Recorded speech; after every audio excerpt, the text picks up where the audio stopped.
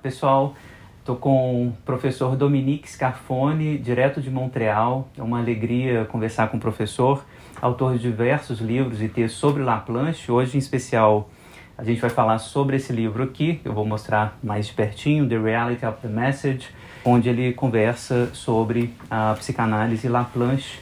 Então, avant tout, je vous remercie énormément pour me recevoir. Excuse pour le français, que c'est péssimo. Non, très bon français. C'est terrible, mais on essaierait de parler. Okay. Alors, merci beaucoup pour nous recevoir. Et je veux vous présenter pour les gens. C'est un professeur de l'Université de Montréal. Oui. Alors, un auteur très important pour nous. J'utilise votre livre Introduction de Jean Laplanche, édité par POUF, la presse universitaire française.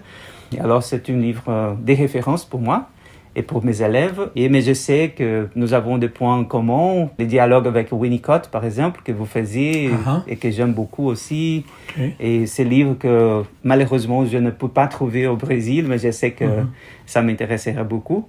Alors, j'ai beaucoup de questions, mais la première, c'est ça. Quelle est votre relation avec Laplanche et comment votre histoire avec Laplanche? A commencé. Oui.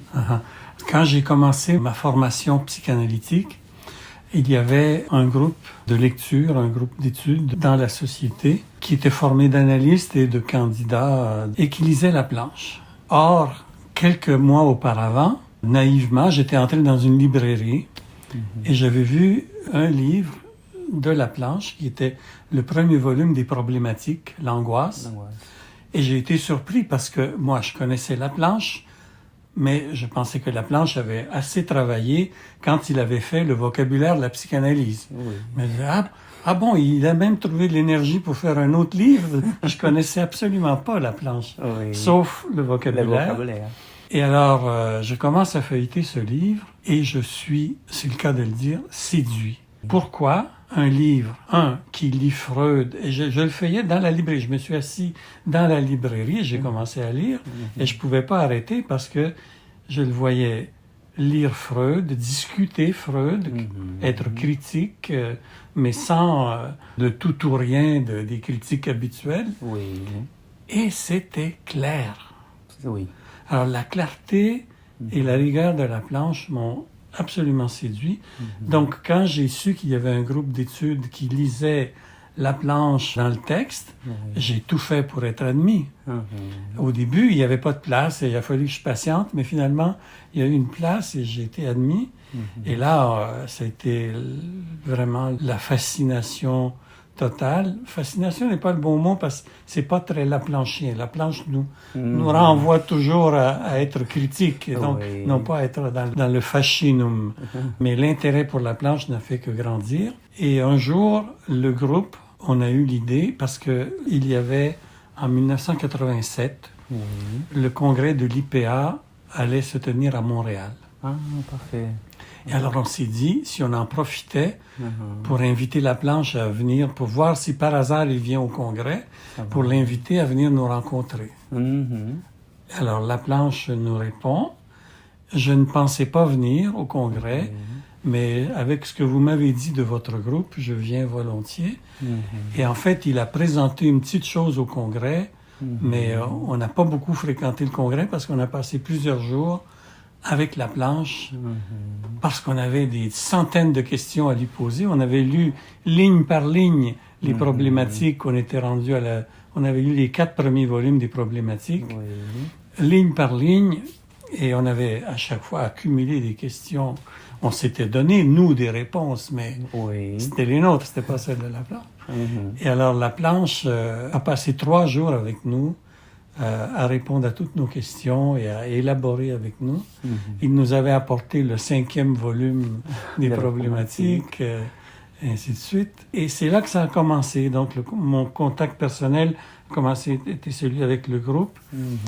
Et puis, plus tard, on a gardé contact avec Laplanche. Laplanche nous avait même demandé si on était prêt à faire l'index des problématiques qui allait être publié un peu plus tard avec les nouveaux fondements.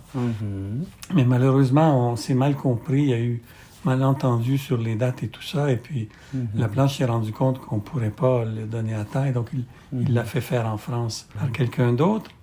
Mais quelques années plus tard, en 91, disons, on a été contacté par Martin Stanton de Canterbury, de l'université de Kent à Canterbury, qui nous a dit ça serait bon qu'il y ait un colloque international sur la planche.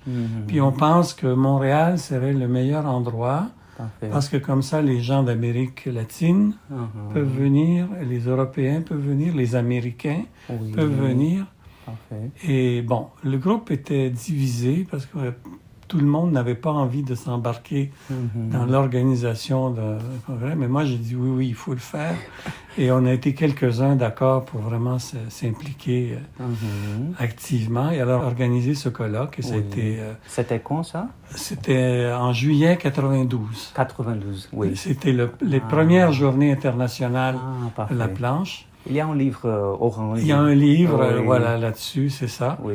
Et ça a été un grand succès. On avait organisé ça en 2 parties. Une première journée ouverte au public. Parfait.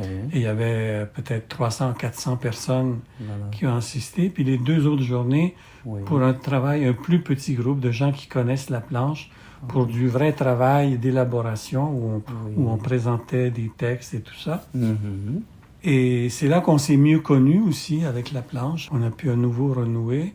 Pour moi, personnellement, il faut croire que la planche a été frappée de quelque chose parce que quand la collection psychanalyste d'aujourd'hui a démarré et qu'on a dit à la planche, on veut faire un volume sur vous, est-ce qu'il y a un auteur que vous aimeriez inviter? Il m'a écrit, il m'a dit, j'aimerais que ça soit vous. Parfait. Alors moi, j'ai eu très peur. Un bon choix, un très bon choix. Mais ça a été terrifiant au début. Mais je pouvais pas dire non, évidemment. Oui, je peux le faire. Et alors, je l'ai fait. Et avant de le donner au PUF, je l'ai fait lire par la planche. La planche a corrigé une seule phrase à la fin. Il m'a fait une suggestion qui n'est pas une suggestion théorique, c'était sur comment finir, parce que moi je disais... Vous voyez bien que la planche est un voyageur interstellaire. Et il a dit, j'aimerais que vous ajoutiez, sortira-t-il du système solaire? J'ai trouvé ça tellement beau. Oui, bien sûr qu'on va le mettre. Mais c'est la seule chose qui est de la planche là-dedans. La planche ne s'est pas mêlée du tout. Il était apparemment très content de ce qu'il a lu. Parfait. Et alors, je suis d'autant plus tranquille quand les gens me disent « Ah, c'est très utile ton livre » parce que on n'a pas à se poser la question « Mais est-ce que la planche serait d'accord ?»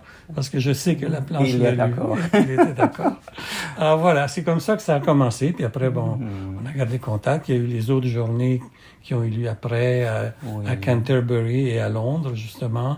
Après ça, en Espagne, à Miraflores de la Sierra, près de Madrid. Il y a eu au Brésil, où j'ai pas pu venir, malheureusement, parce que j'étais malade. Et ça a continué.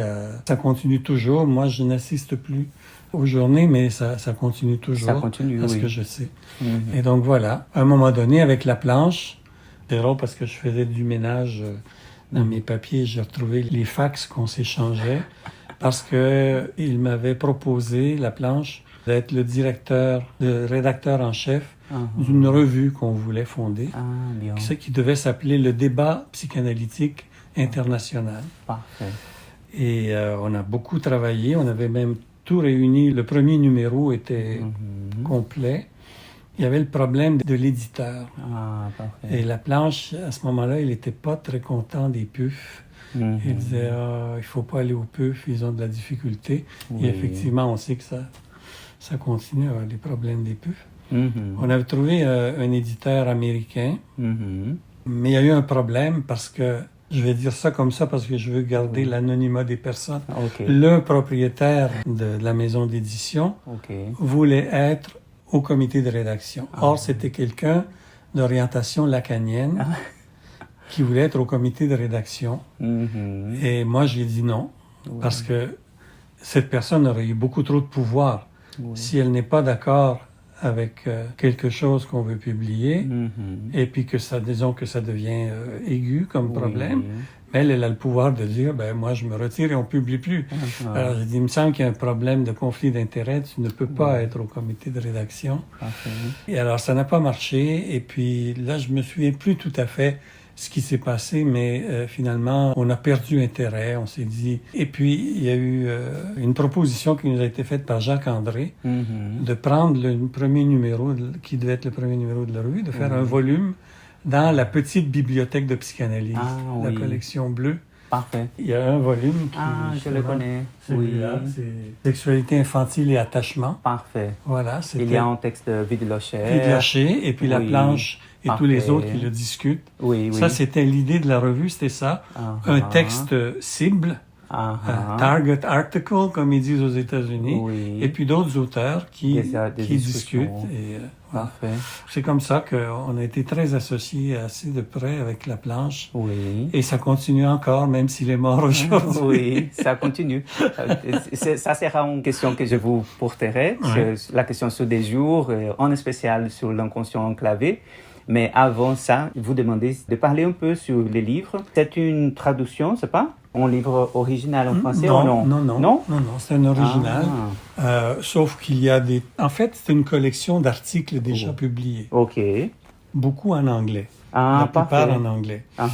Ce qu'il y a d'original dans ce livre, c'est qu'une analyste américaine, à qui j'ai enseigné pendant plusieurs années la pensée de la planche, et qui était très intéressée par mes écrits à moi, et je lui avais proposé de faire la préface du livre. Parfait. Elle a une idée géniale. Elle m'a dit, pourquoi, au lieu de faire la préface, est-ce que je ne pourrais pas poser des questions à la fin de chaque chapitre et que nous discutions ensemble?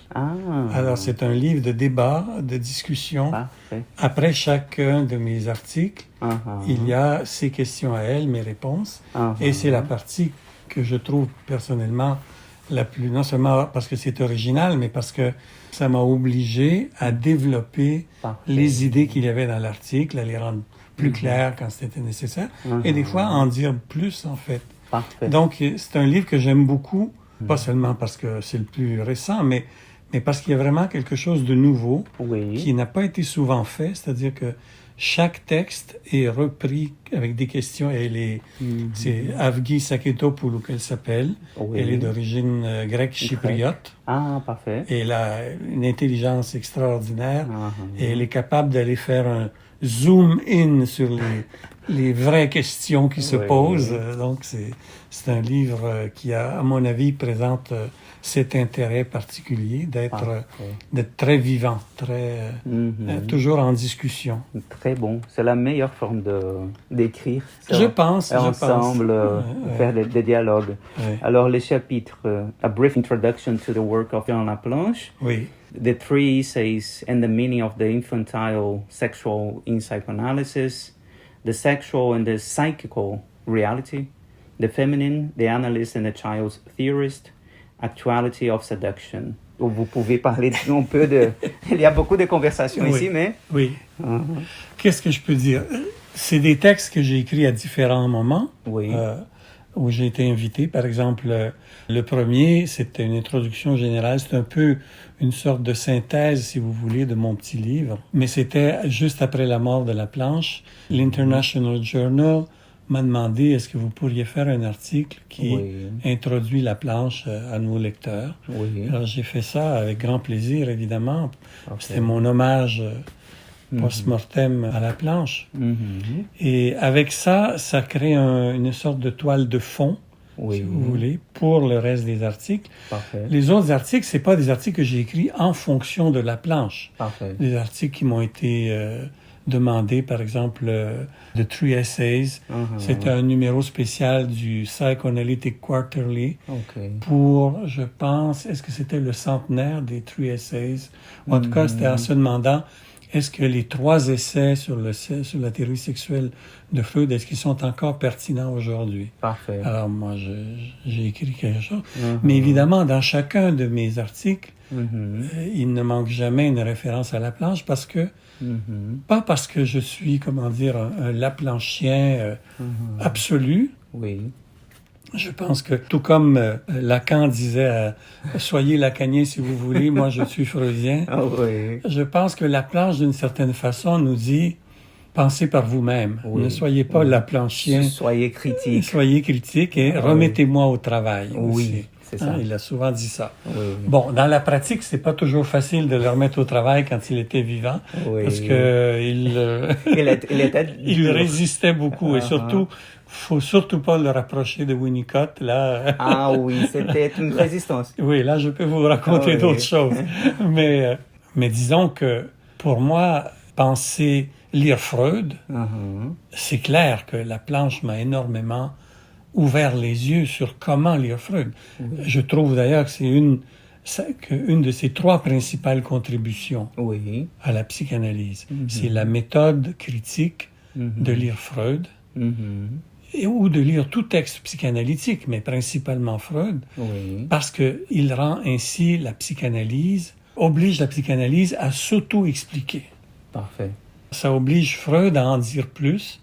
Et donc, quand on me demande de parler des 3 essais, évidemment que je le fais dans un esprit laplanchien. Parfait. Je peux citer Laplanche, mais c'est pas ça qui est le plus important. C'est comment Laplanche m'a aidé à être moi-même un lecteur de Freud exigeant et qui ne prend pas tout ce que dit Freud au pied de la lettre, mais qui le fait travailler. Et c'est la même chose pour les autres articles. Celui sur l'enfant théoricien, qui est que j'aime beaucoup. Ah, parfait. Ça, c'était pour le congrès de l'IPA à Londres. J'étais un des speakers, keynote speakers, comme on dit, donc des orateurs principaux. Et c'était sur le féminin.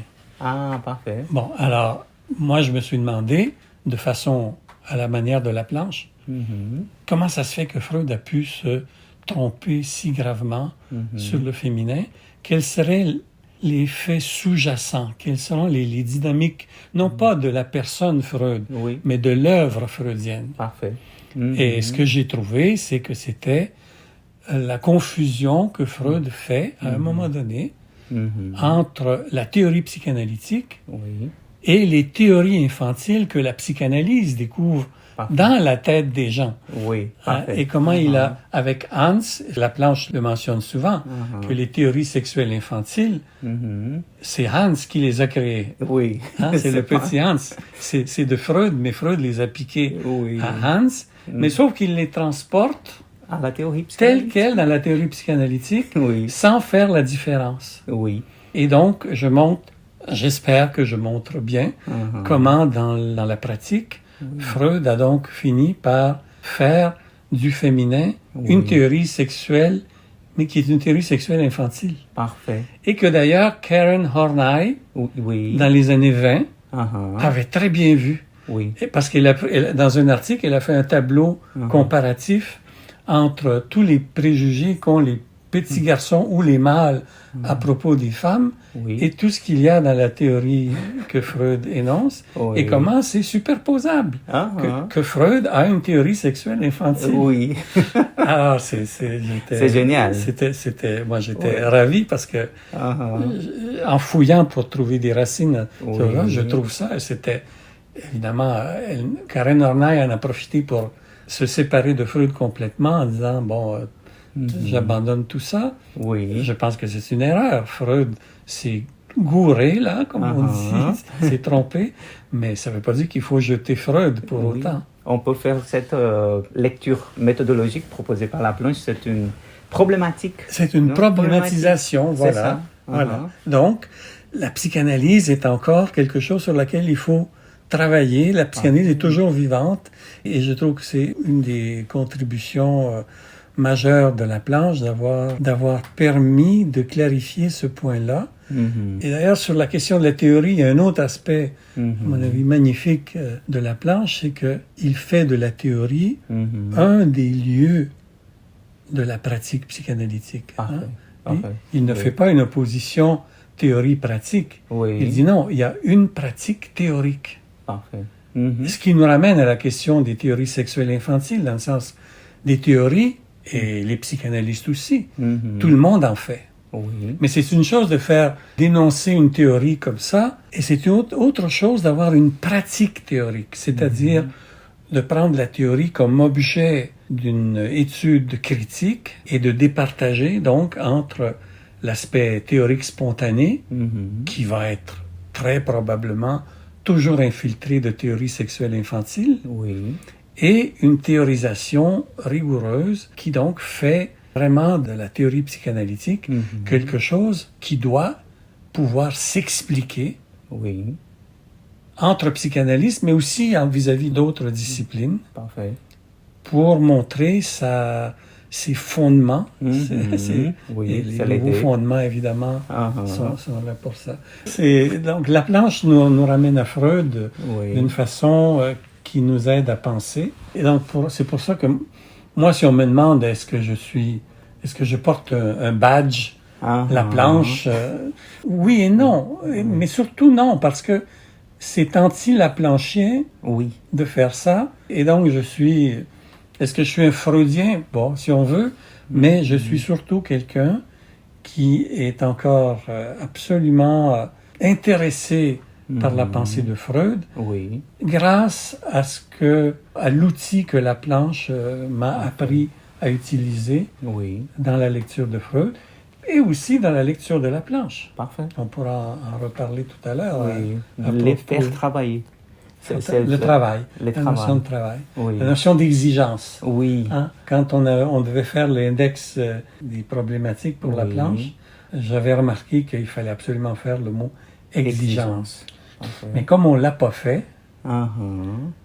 j'ai été curieux de voir après si ceux qui l'ont fait en France. Et malheureusement, il n'a pas? Ça n'y est pas. Non. Alors que le mot exigence me semble être de bord en bord dans toute l'œuvre de la planche. Tellement pourtant.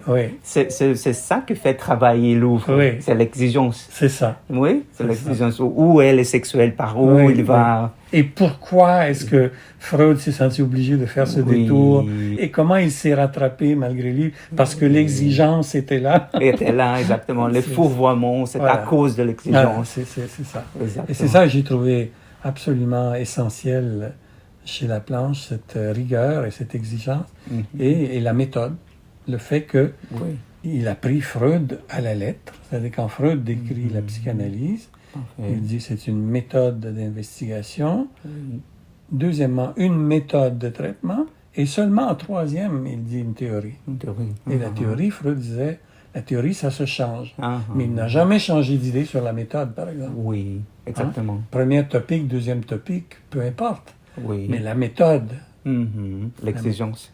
L'exigence de la méthode, ça, on ne négocie pas là-dessus. Parfait. Alors, la première, vous avez mentionné Winnicott. Et je sais que c'est un intérêt de vous aussi de faire dialoguer la planche Winnicott. Et je veux savoir qu'est-ce que la planche en trouvait de ça, parce que il y a quelques références à le travail de Winnicott. The First Not Me Possession. Mais surtout négatif. Négatif, c'est pas le First Not Me Possession. C'est le Not First Me Possession, so on. Alors, mais vous avez écrit en texte très bon. Il y a dans une collectine. Un volume collectif. Collectif, sur le sexuel et le sexe. Le sexe Winnicott. C'était génial, ce texte de vous. Et la planche, je ne l'ai pas aimé du tout. Non. Alors, qu'est-ce que vous me disiez? Alors, voilà. Nous étions à Lanzarote, aux îles Canaries. Les journées étaient terminées. Et sans s'être consultés, il se trouvait que la planche et Nadine, et ma femme et moi, on restait encore quelques jours pour profiter de la mer, de la plage et tout ça. Alors, on était sur la plage et on n'avait pas grand-chose à faire. Alors, j'ai dit à la planche, est-ce que vous accepteriez de lire un texte qu'on m'a demandé où je propose des liens entre vous et Winnicott? Il dit oui, pourquoi pas. Alors, je lui apporte le texte. Le lendemain, il me le redonne. Il dit, j'ai lu seulement les premières pages. Ça ne m'intéresse pas. De toute façon, votre titre, il n'est pas laplanchien, il est winnicottien. Parce que je dis, la planche et Winnicott meet and survive. Je parle de survive. Exactement. Alors, bon, j'étais déçu, évidemment, mais OK. Alors, pour moi, il ne l'avait pas lu. Il ne voulait pas. Non. Alors, les vacances finissent. Oui. On est au mois de septembre maintenant. Je reçois un coup de téléphone de la planche. Oui. Dominique, est-ce que vous accepteriez de me traduire en français le texte que vous m'avez montré. Je dis, bien sûr. Hein? Alors, je vais le faire. Alors, je me suis dépêché. J'ai travaillé rapidement. Une traduction pour usage personnel de la planche. Ça va. Je vais le faire rapidement et tout ça. Et donc, dans la traduction française, il y avait quelques flottements. Et je n'en ai plus entendu parler. 1 an plus tard, je rencontre 2 collègues parisiens qui me disent, comme ça, tu as rompu avec la planche. Je dis, pardon? Quoi? Il me dit, oui, mais tu sais pas, la planche, il a lu ton texte dans son séminaire à Paris et il l'a mitraillé, il l'a descendu en flammes.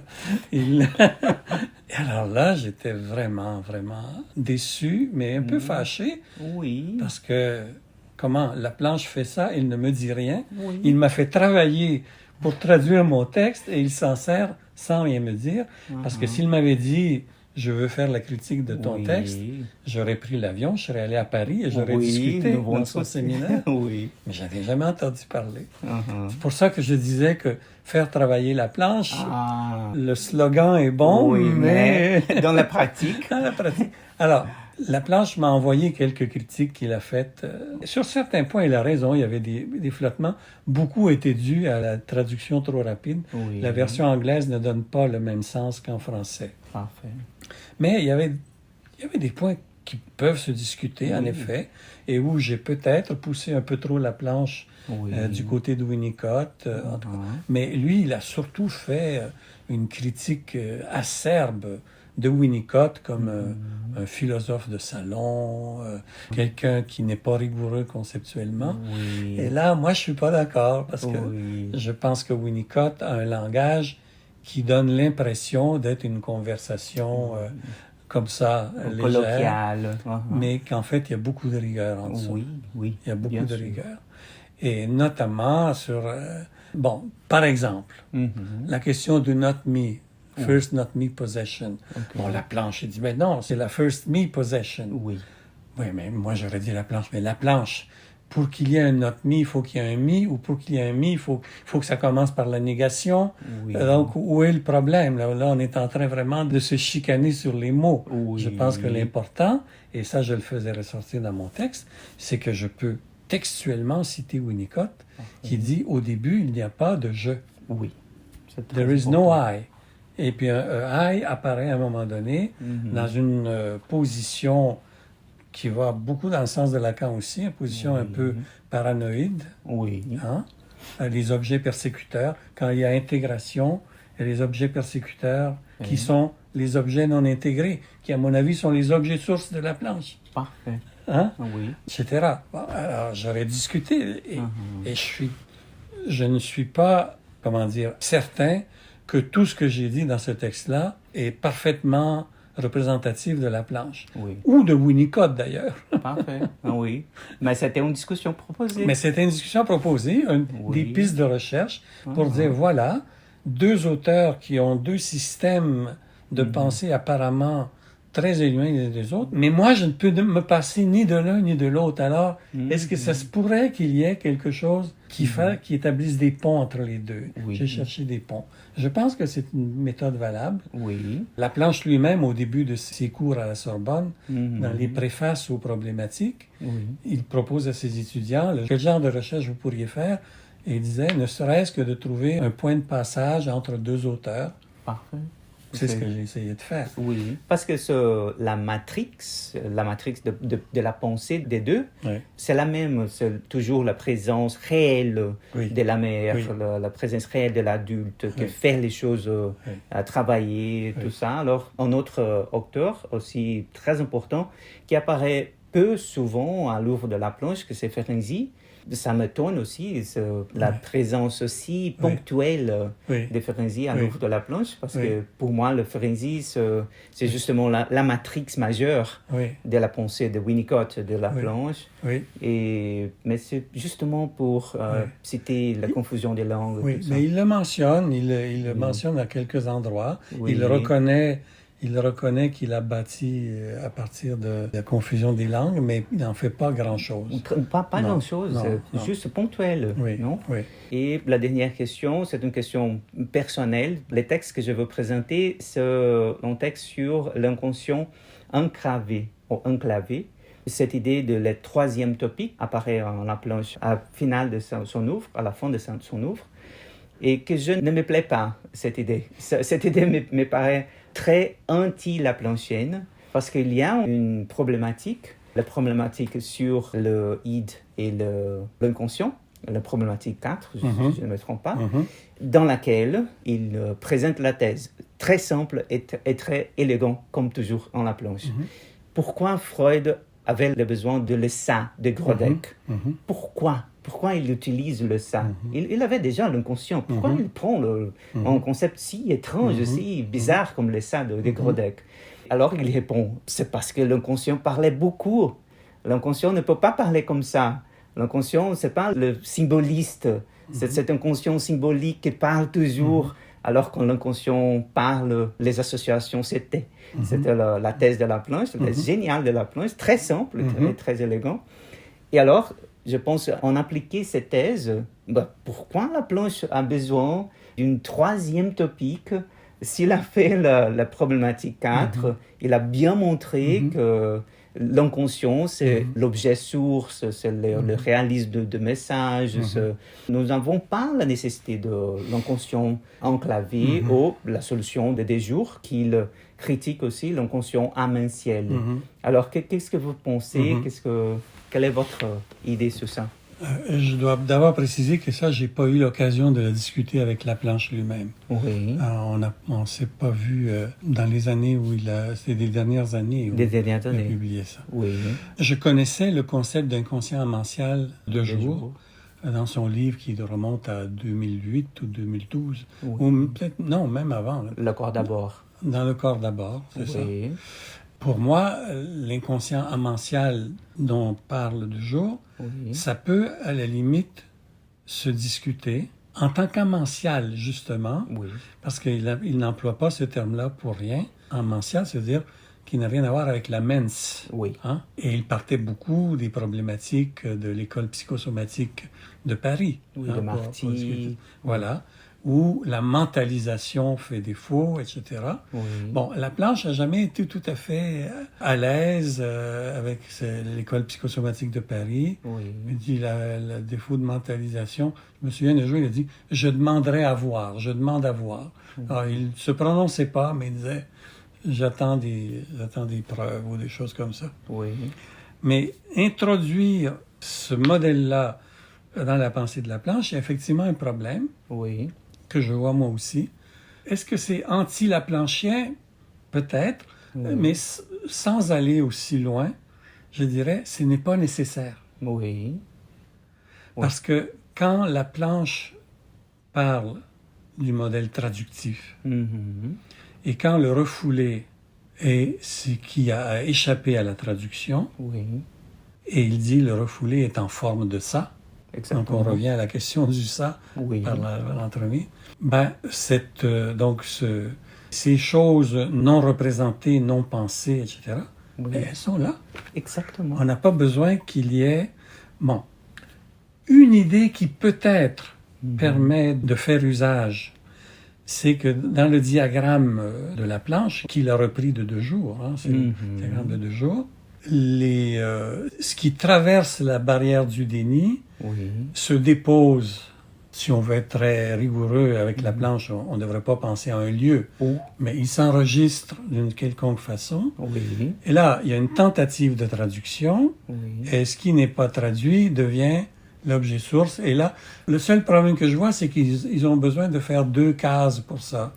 Une pour l'inconscient amential et l'autre pour les objets sources. Moi, je dirais, on peut les mettre dans la même boîte. Exactement. Surtout qu'il n'y a pas de boîte. Exactement. Surtout que c'est des fonctions, des fonctions traductives qui échouent ou qui réussissent. Et que donc, ce qui échoue ou ce qui ne s'est pas rendu jusqu'à la traduction, pour moi, c'est du pareil au même. Dans le sens que j'en ai le même rapport de non-accessibilité.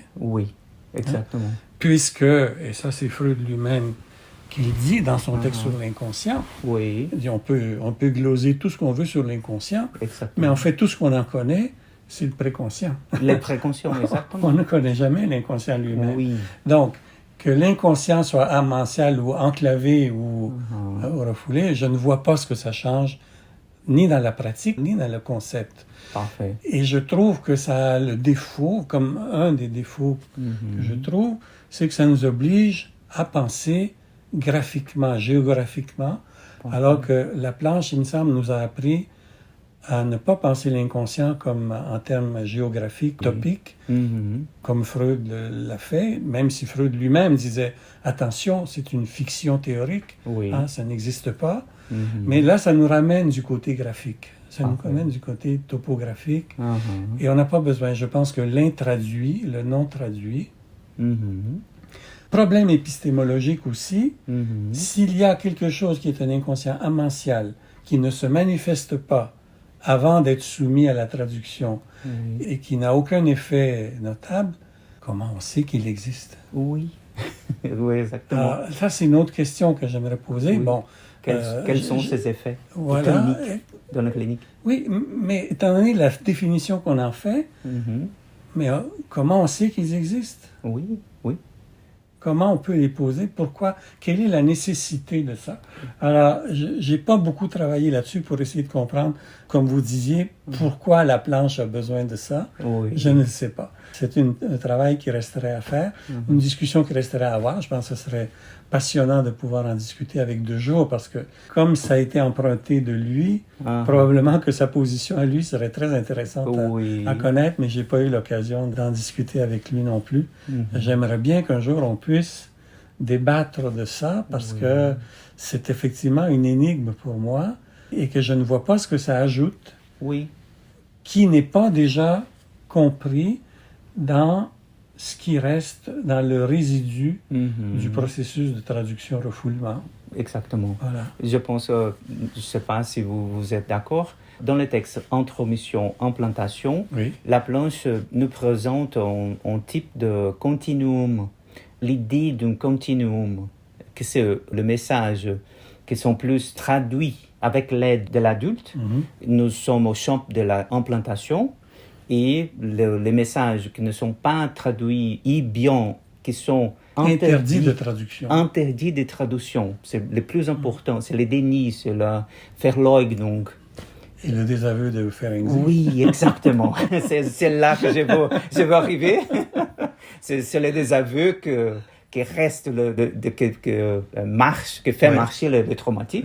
Alors, le message attaché à de messages de désaveu, contre-traduction. Alors, si on pense à cette logique de la continuité anti-structuraliste, je pense la pensée de la planche est anti-structuraliste. Je suis d'accord. Et il présente une structure. Des structures. Alors, c'est une idée anti-Laplanchienne. Dans ce sens-là, oui, d'accord. Oui, vous savez. Je serais d'accord, oui. Alors, je pense... je suis très content pour ça. Je suis très content de voir de trouver en vous un écho, parce que c'est ce que je pense depuis plusieurs années. Je vous disais, j'en ai discuté avec Carlos Calich.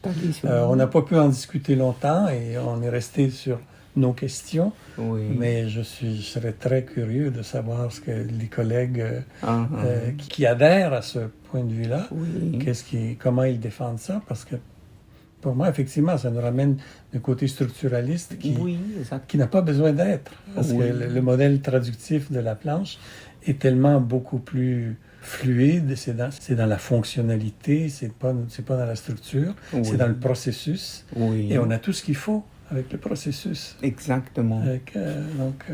Parfait. Je pense qu'on est assez d'accord là-dessus. Mais c'est un beau problème. Un beau problème, c'est un beau problème.